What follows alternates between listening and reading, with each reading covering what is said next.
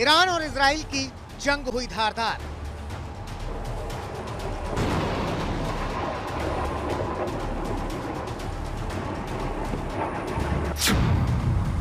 Iran Israel की जंग में कूदा अमेरिका।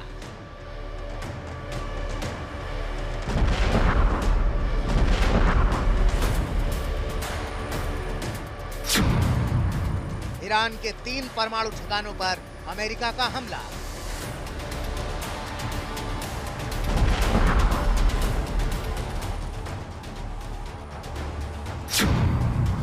अमेरिकी हमले में फोर्डो, नतांज, इस्फहान परमाणु ठिकाने तबाह।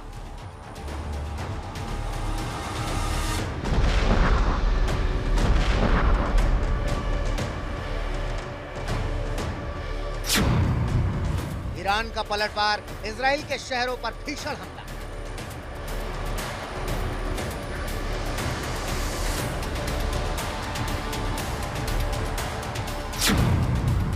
हाइफा और तेल अवीव के मिलिट्री ठिकानों पर हमला।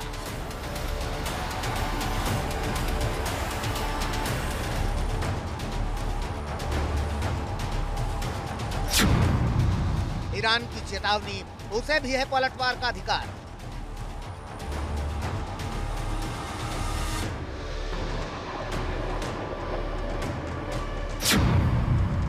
बोले ट्रंप, हमले से बाज आए Iran. A short time ago, the U.S. military carried out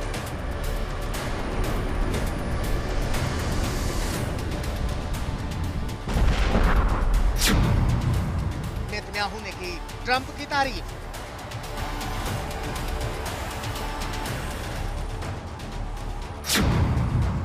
Iran, Israel और अमेरिका की लड़ाई से छिड़ेगा तीसरा खाड़ी युद्ध।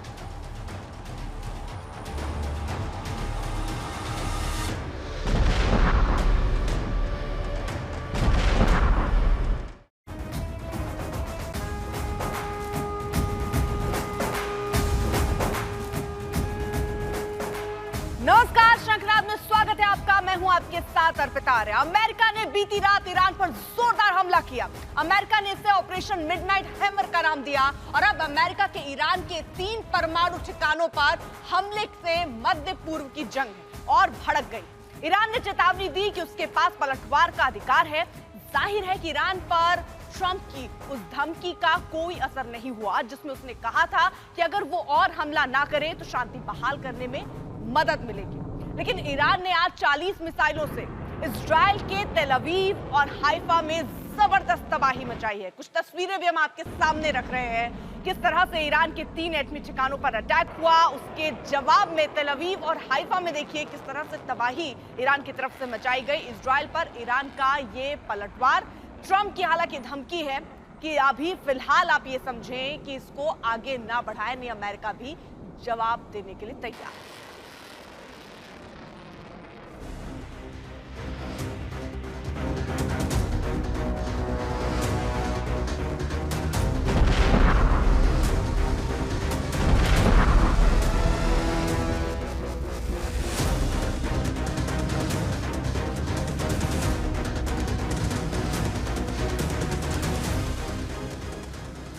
इजराइल ईरान युद्ध में अमेरिका की एंट्री ने जंग को और भीषण कर दिया है।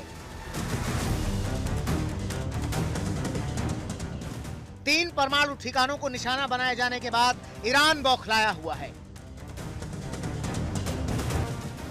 अब उसने इजराइल के खिलाफ सबसे भीषण हमले का मोर्चा खोल दिया है। ईरान की मिसाइलें आग उगल रही हैं।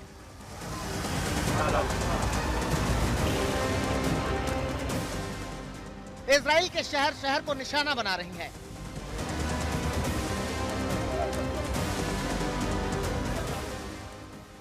ईरान के ताबड़तोड़ हमलों के बीच तबाही की तस्वीरें आ रही हैं।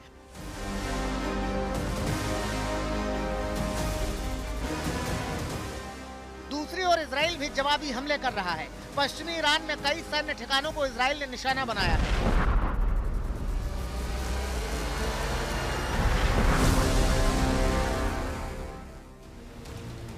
अमेरिका के हमले के बाद से ही ये माना जा रहा है कि ईरान युद्ध में अब अपनी ताकत झोंक देगा और जो बयान ईरानी विदेश मंत्रालय की ओर से दिया गया है वो ये साफ संकेत दे रहा है कि अब ईरान आर पार की लड़ाई की तैयारी में जुट गया है।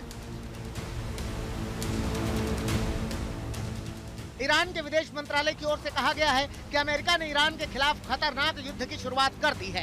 ये ईरान की क्षेत्रीय अखंडता और राष्ट्रीय संप्रभुता पर सीधा हमला है और इस अपराध के गंभीर परिणाम के लिए अमेरिका खुद जिम्मेदार होगा। अमेरिका इजराइल को धमकी और सीधी चुनौती का असर इन तस्वीरों में दिख रहा है। ईरान ने अब बड़े युद्ध का मोर्चा खोल दिया है। उधर अमेरिकी राष्ट्रपति ट्रंप पहले ही ईरान को चेतावनी दे चुके हैं कि अगर उसने हमले नहीं रोके तो अंजाम बेहद खौफनाक होगा, लेकिन ईरान इन चेतावनियों को दरकिनार कर इजराइल पर बम बरसा रहा है। तो ऐसे में सवाल है कि अगर ईरान का हमला जारी रहा तो आगे अमेरिका के पास क्या क्या विकल्प खुला है। माना जा रहा है कि अगर ईरानी हमले नहीं रुकते तो अमेरिका सैन्य अभियान जारी रख सकता है। इसके साथ ही ईरान पर कूटनीतिक दबाव बढ़ाने का भी प्रयास कर सकता है। साथ ही ईरान पर सीक्रेट और साइबर अटैक का विकल्प भी खुला हुआ है। उधर इजराइल भी जवाबी हमले कर रहा है और हमले न रोकने पर ईरान को बड़े नुकसान की धमकी दे रहा है। लेकिन ईरान के रुख को देखते हुए माना जा रहा है कि महायुद्ध का खतरा बढ़ता जा रहा है। आज तक ब्यूरो। अमेरिका ने ईरान में तबाही मचाई, वो भी सिर्फ 25 मिनट में। अमेरिकी रक्षा मंत्री अमेरिकी ऑपरेशन मिडनाइट हैमर को लेकर क्या कहा उन्होंने, सुनिए। हमारे साथ कुछ सहयोगी इस वक्त जुड़ चुके हैं। तल अवीव से शिवानी शर्मा हमारे साथ मौजूद है, वॉशिंगटन से रोहित शर्मा हमारे साथ मौजूद है, न्यूज रूम से प्रणय उपाध्याय हमारे साथ मौजूद है। आपको बहुत ही आसानी से सरल भाषा में समझाएंगे कि क्यों हुआ, इससे क्या हो सकता है, इसके और क्या क्या विकल्प दिखते हैं और क्या परिणाम है, ये सब समझने की आप कोशिश करेंगे। लेकिन सबसे पहले जरा शिवानी का रुख करते हैं, क्योंकि वहां पर किस तरह का नुकसान हुआ, क्या हालात हैं, ये शिवानी दिखा और बता सकती है। शिवानी। देखिए अर्पिता, आपको बता दूं कि आज एक बहुत अहम दिन था, क्योंकि देर रात जब अमेरिका ने कार्रवाई की, न्यूक्लियर जो पावर प्लांट्स थे, जो न्यूक्लियर सेंटर्स थे ईरान के भीतर, वहाँ पर जब ये कार्रवाई की तो वहाँ से इस युद्ध की एक नई दिशा तय हुई। और उसके बाद आपने देखा कि सुबह की शुरुआत तेल अवीव में और बाकी जो शहर हैं इजराइल के, वहाँ पर शुरुआत हुई एक बड़े मिसाइल सैल्वो के साथ। लगभग 27 मिसाइल दागी गई और इनमें से ऐसी मिसाइल्स भी थी अर्पिता जो हैवी वॉर हेड्स के साथ यहाँ पर लैंड किया। बहुत ज़्यादा डिस्ट्रक्शन हुआ है, हालांकि कोई कैजुअलिटी फिगर्स नहीं थी, लेकिन जो इंजर्ड लोग हैं उनकी संख्या अच्छी खासी आज के दिन रही। और इसके अलावा चाहे वो तेल अवीव हो जहाँ पर मैं इस वक्त मौजूद हूँ, जहाँ पर एक फाइनेंशियल हब था, एक बैंक था, बैंक की इमारत को नुकसान हुआ, रेजिडेंशियल इलाकों को नुकसान हुआ। बहुत ज़्यादा यहाँ पर तबाही उन मिसाइल सैल्वो से हुई। और उसके अलावा जो हाइफा का इलाका है वहाँ पर बहुत हैवी पेलोड्स वाली जो मिसाइल्स थी, हाइपरसोनिक मिसाइल्स, वो ईरान की तरफ से आई। तो अभी अगर होम फ्रंट कमांड की मैं बात करूं अर्पिता, तो जो कमांड है उसने ये कहा है कि लोगों को बहुत ज़्यादा सतर्क रहना है। इजराइल के अंदर, पूरा इजराइल, चाहे वो उत्तर का इलाका हो या फिर साउथ में बेरशेवा का इलाका हो, उन सभी जगह पर लोगों को बहुत सतर्कता बरतनी है, क्योंकि और हमले ईरान की तरफ से आ सकते हैं। ईरान पीछे हटने के मूड में नहीं दिखाई दे रहा है अर्पिता।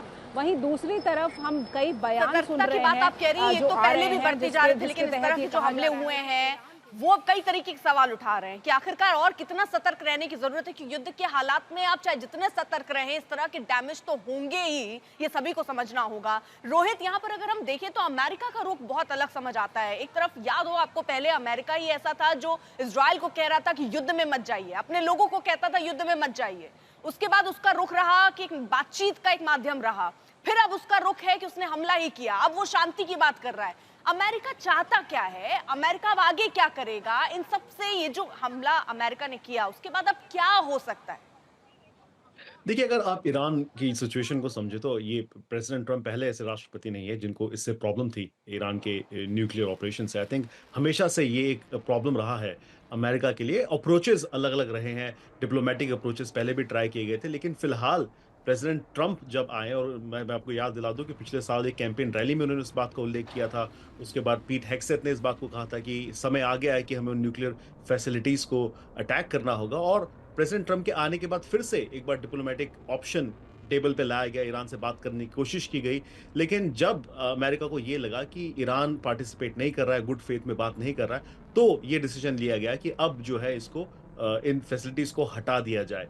आगे क्या करेगा अमेरिका, आई थिंक ये निर्भर करता है अर्पिता कि ईरान क्या करेगा। अमेरिका की तरफ से यहाँ पे व्हाइट हाउस में, पेंटागन में हर किसी का ये मानना है कि अमेरिका अब चाहता है कि ये युद्ध रुक जाए, ईरान और इजराइल का। अमेरिका ने प्रिसिशन स्ट्राइक्स की है, सर्जिकल स्ट्राइक्स की जो बात हो रही है वो की है, और अमेरिका डायरेक्टली इन्वॉल्व नहीं है फुल स्केल वॉर में। लेकिन अब अगर ईरान हमला करता है अमेरिकन बेसिस के ऊपर, अगर वो कोशिश करता है इराक में हमला करने की, तो मुझे लगता है कि इसका जवाब दिया जाएगा। हो सकता है। क्या लगता है ईरान इस स्थिति में है कि वो जवाब दे पाएगा? और फिर अमेरिका ने तो ये भी सोचा होगा ना कि वो क्या कर सकता है और उसके बाद हमें क्या करना है। 100%। देखिए, आप बिल्कुल कोई भी किसी को भी अंडर एस्टिमेट नहीं करना चाहिए कि अमेरिका कितना तैयार है और कितना सतर्क है। ईरान ऐसी कोशिश कर सकता है, थर्ड पार्टी के थ्रू कर सकता है, कुछ ना कुछ करने की कोशिश जरूर करेगा ईरान, और उसके लिए अमेरिका प्रिपेयर्ड है। ठीक है, प्रणय भी हमारे साथ है। जरा प्रणय से समझते हैं, प्रणय ये कैसे मुमकिन हुआ, अमेरिका की पूरी प्लानिंग कैसे, क्योंकि कई देश वहां पड़ते हैं, करीब 18,000 किलोमीटर का ये सफर, जाना आना और इसको अंजाम दे पाना, ये कैसे बनाया पूरा प्लान अमेरिका ने? बहुत ही कॉम्प्लेक्स था अर्पिता ये पूरा प्लान। अमेरिका ने जिस तरीके से पहले राष्ट्रपति डोनाल्ड ट्रंप ने जो है वो 2 हफ्ते के वक्त के लेने की बात कही, लेकिन इस दौरान पूरे पैकेज को सेंड करने की तैयारी की गई। दरअसल हुआ ये कि व्हाइटमैन एयरबेस जो मिसूरी में है अमेरिका का, वहां से विमानों का एक पूरा जो दस्ता है वो उड़ान भरता है। उसके अंदर एक खबर आती है कि ये जो है वो पैसिफिक की तरफ जा रहा है, गुआम की तरफ जा रहा है। हमने सबने वो खबर रिपोर्ट की थी कल, और ऐसा लगा कि गुआम एयरबेस के ऊपर अमेरिका अपनी ताकत बढ़ा रहा है। लेकिन उसी दौरान उस विमानों के पूरे दस्ते में से विमानों का एक जो दस्ता था वो अलग हटता है, वो ईस्ट की तरफ उड़ान भरता है, और उसके बाद करीब 19.5 घंटे का ये पूरा ऑपरेशन था, और इसके अंदर 18 घंटे उन्हें लगते हैं ईरान के एयर स्पेस में जाने में। इस दौरान कई बार मिड एयर रिफ्यूलिंग होती है। उसके दौरान बीच में जितनी भी देश आते हैं वहां पर इनके बीच में आपस में कम्युनिकेशन बहुत कम से कम रखा गया ताकि किसी को इसका पता न लगे। इसके साथ साथ अमेरिका के कई जो लड़ाकू विमान थे वो इन विमानों के आगे उड़ान भर रहे थे अमेरिका ईरान के एयर स्पेस में पहुंचते ही अर्पिता, ताकि अगर कोई ईरान का एयर स्पेस वायलेट होने के बाद ईरानी एयरफोर्स यदि कोई कार्रवाई करती है तो उसे टेक ऑन किया जा सके, कोई surface to air missile fire होती है तो उसे टेक ऑन किया जा सके। और उसके बाद ईरान के वक्त के अनुसार 2:10 का वक्त था, यानी भारतीय वक्त के अनुसार सुबह 4:10 का वो वक्त था जब पहले B-2 स्टेल्थ बॉम्बर ने अपना बम गिराया, और उसके बाद 20-25 मिनट की ये पूरी कार्रवाई थी जिसके अंदर ऑपरेशन जो मिडनाइट हैमर है उसे अंजाम दिया गया पूरी सीक्रेसी के साथ।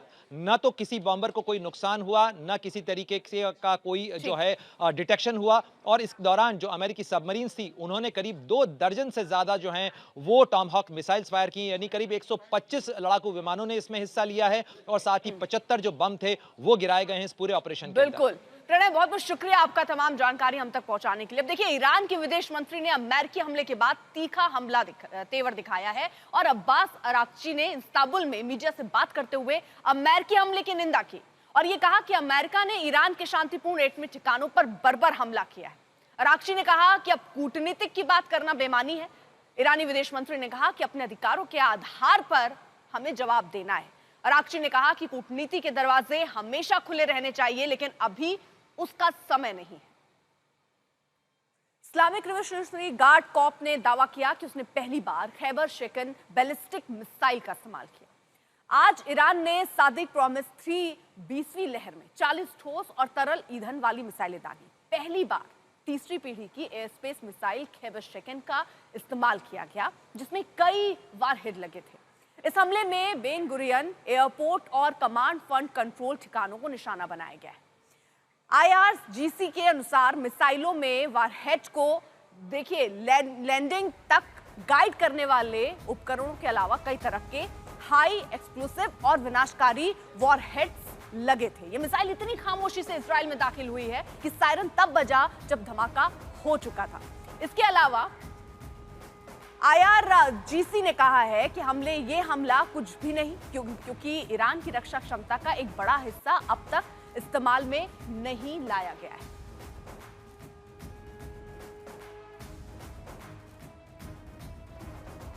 अमेरिकी हमले के बाद सैटेलाइट तस्वीरों से पता चला कि ईरान के फोटो न्यूक्लियर प्लांट के अंदर जाने वाले रास्तों को नुकसान पहुंचाया है। ये प्लांट एक पहाड़ के अंदर बना है और तस्वीरों में हल्का धुआं भी दिखाई दे रहा है। ये ईरान के फोटो न्यूक्लियर प्लांट की सैटेलाइट तस्वीर है। अमेरिका ने मुख्य तौर पर ईरान के 3 न्यूक्लियर प्लांट पर हमला बोला है और इनमें पहला है फोर्डो एनरिचमेंट प्लांट, दूसरा है नतांज एटॉमिक फैसिलिटी सेंटर और तीसरा है इस्फहान परमाणु टेक्नोलॉजी सेंटर।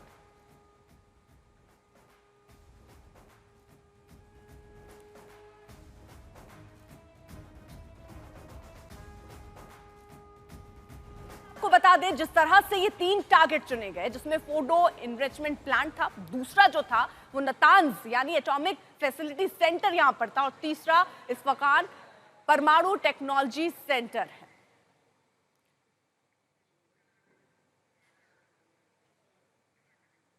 तो इस्फहान के जिस परमाणु टेक्नोलॉजी सेंटर पर अमेरिका ने हमला बोला उसकी स्थिति अभी क्या है वो हम आपको समझाते हैं। ये 3 सेंटर हम आपको दिखा रहे हैं जहां पर अमेरिका ने अटैक किया और ये दावा किया कि जो भी वहां पर परमाणु तौर पर चीजें थी उनको वहां ध्वस्त किया गया। लेकिन ईरान के अपने दावे, उनका कहना है कि कोई ऐसा नुकसान नहीं हुआ, वहां ये बताया जा रहा है कोई रेडिएशन नहीं निकला। तो तमाम दावे हैं, लेकिन अमेरिका ने जो 25 मिनट में ये किया उसको लेकर भी अब कई तरीके के ये सवाल भी उठ रहे हैं कि आखिरकार इतने किलोमीटर जाना आना हो जाता है और किसी और जो देश पड़ते हैं वहां कोई ऑब्जेक्शन भी एक तरीके से नहीं रही या किसी को भनक तक नहीं लगी। इस तरह से अमेरिका ने ये कर दिखाया है। वहीं अमेरिकी हमले के बाद सैटेलाइट तस्वीरों से पता चला है कि ईरान के फोर्डो न्यूक्लियर प्लांट के अंदर जाने वाले रास्तों को नुकसान पहुंचा है। तो अब कितना क्या नुकसान पहुंचा है, प्रणय के पास हमारे सहयोगी इस वक्त जुड़े हुए, सीधे लिए चलते हैं। प्रणय, बहुत सारी बातें हो रही हैं, अमेरिका के अपने दावे हैं, अमेरिका ने कैसे ये किया वो एक बड़ा प्रश्न है, लेकिन उन सब के बीच नुकसान कितना हुआ और उसको अब ईरान भले कहे, क्योंकि किसी भी देश में ऐसा है अगर कहीं नुकसान होता भी है तो वो उसको मानते नहीं है। चाहे आप पाकिस्तान का उदाहरण उठाकर देख लीजिए, भारत ने जिस तरह से ऑपरेशन कर दिखाया था, पाकिस्तान क्या माना? क्या ये नुकसान बहुत बड़ा नुकसान होने वाला है ईरान को? ईरान क्या जवाब देने के स्थिति में नजर आता है? ये बहुत सारे सवाल हैं अर्पिता, आपके तमाम सवालों का एक एक करके जवाब देते हैं। पहली बात तो ये कि नुकसान कितना हुआ है। आप अच्छी तरीके से जानती हैं अर्पिता कि कोई भी न्यूक्लियर पावर प्लांट जो होता है या न्यूक्लियर फैसिलिटी जो होती है वो बहुत ही संवेदनशील फैसिलिटी होती है। वहाँ जरा सा मतलब पटाखे का धमाका भी अगर हो तो वो बहुत बड़ी चीज़ मानी जाती है, क्योंकि वहाँ पर रेडियो एक्टिव मटेरियल होता है। तो ऐसे में अगर इस तरीके के GBU-57 जैसे बम उस जगह पर गिराए गए हों तो जाहिर तौर पर वहाँ पर नुकसान तो हुआ ही होगा। और खासतौर पर अभी जो आपने सुना कि किस तरीके से जॉइंट चीफ ऑफ स्टाफ जो डेविन केन है वो सामने आए थे और अमेरिका के रक्षा मंत्री ने आके कहा कि बॉम्ब डैमेज असेसमेंट हम लोग कर रहे हैं। लेकिन इस बॉम्ब डैमेज असेसमेंट के साथ साथ ये हम सुनिश्चित तौर पर कह सकते हैं कि वहां पर काफी कंसिडरेबल नुकसान हुआ है। वो सैटेलाइट तस्वीरें भी सामने आई हैं जो बताती हैं कि किस तरीके से पहाड़ के अंदर छेद हुआ है और अंदर जाके इतने सारे बम, यानी करीब 12 बम, जिससे एक साइड के ऊपर 13,000 साढ़े 13,000 का प्रत्येक बम हो, अगर इस तरीके के 12 बम गिराए गए हैं तो वहां पर जाहिर तौर पर बहुत नुकसान हुआ होगा। अंदर क्या स्थिति है, रेडियो एक्टिव मटेरियल लीकेज वहां से नहीं हुआ है, कोई रेडियो एक्टिव रेडिएशन नहीं हुआ है, ये ईरान की तरफ से कहा जा रहा है, ये IAEA की तरफ से भी कहा जा रहा है। लेकिन निश्चित रूप से ये किसी भी न्यूक्लियर फैसिलिटी के लिए कोई ऐसी चीज नहीं है जिसे नजरअंदाज किया जा सके, पहली बात ये। दूसरी चीज ये कि ईरान के जवाब देने की स्थिति में है। हाँ, ये जरूर देखने को मिला है कि ईरान के पास भी कई अंडरग्राउंड ऐसी मिसाइल लॉन्चिंग फैसिलिटी हैं जिनका इस्तेमाल करते हुए उसने आज सुबह भी कई बैलिस्टिक मिसाइलें जो हैं वो इजराइल की तरफ दागी हैं। क्या ईरान अमेरिका के किसी बेस के ऊपर हमला करेगा, ये अभी देखना होगा। आज जो बयान अमेरिका की तरफ से आया है अर्पिता, उसमें साफ तौर पर उन्होंने ईरान को आगाह किया है, ये चेतावनी दी है कि ईरान इस तरीके का दुस्साहस न करे, वरना उसको जो जवाब मिलेगा वो अभी जो हुआ है उससे ज्यादा ताकतवर जवाब होगा उसका। ठीक है, बहुत बहुत शुक्रिया शिवानी, आपका भी, प्रणय आप भी हमारे साथ जुड़े, बहुत बहुत शुक्रिया आपका। इस वक्त सुमित हमारे साथ, हमारे सहयोगी इस वक्त जुड़ चुके हैं। सुमित, अमेरिका ने देखिए पूरे मामले में 2 हफ्ते का समय लिया था, मगर 2 दिन में अटैक कर दिया। अमेरिका की ये जो 2 हफ्ते वाला ब्लफ था, ये क्या था?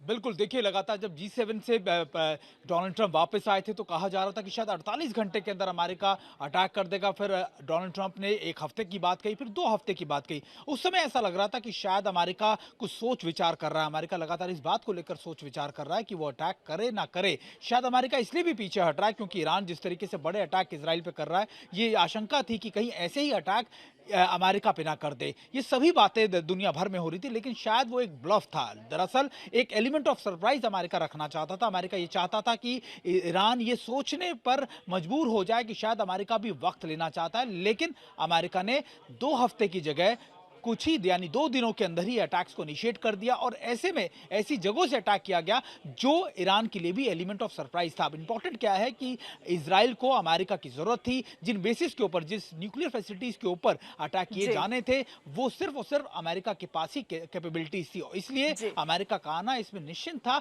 लेकिन अमेरिका ये चाहता था कि ईरान को संभलने का मौका ना मिले और यही वजह है कि अमेरिकी राष्ट्रपति डोनाल्ड ट्रंप ने ब्लफ खेला कि 2 हफ्ते का नाम लिया, लेकिन जो उन्हें करना था शायद उसकी आप कह सकते हैं कि स्ट्रैटेजीज पहले से ही तय कर ली गई थी। ये स्ट्रैटेजीज खासतौर पर शेयर कर दी गई थी इजराइल से भी, यहां तक कि ब्रिटेन से भी अटैक करने से पहले, और ये कोशिश की गई कि जब ये अटैक हो तो निश्चित तौर पर ईरान के लिए सरप्राइज तो हो ही, बल्कि ऐसा अटैक हो कि तुरंत अमेरिका को भी कोई काउंटर मेजर्स लेने अगर ले हो तो उसकी तैयारियां भी कर ली जाए। और शायद इसी वजह से इन अटैक्स को करने में 2 दिन का वक्त लगा, लेकिन कहा यही गया था ब्लफ के तौर पर कि 2 हफ्ते और चाहिए अमेरिका को सोचने के लिए कि आखिरकार अमेरिका इसमें इन्वॉल्व होगा या नहीं होगा। बिल्कुल, और देखिए यहाँ भारत की भी याद आती है, क्योंकि आपको याद होगा हमने कैसे मॉक ड्रिल की बात हुई थी कि अगले दिन मॉक ड्रिल होना है और उससे पहले ही हमला हो जाता है। वैसा ही कुछ अमेरिका ने भी यहाँ पर ईरान के साथ किया है, लेकिन अब हर कुछ तय होता है इससे कि ईरान क्या करेगा। क्या ईरान मुंहतोड़ जवाब देगा? क्या उस स्थिति में ईरान है? और अगर ऐसा होता है तो क्या ये बड़े स्तर पर युद्ध हो जाएगा? इन सब पर हमारी नजर रहेगी।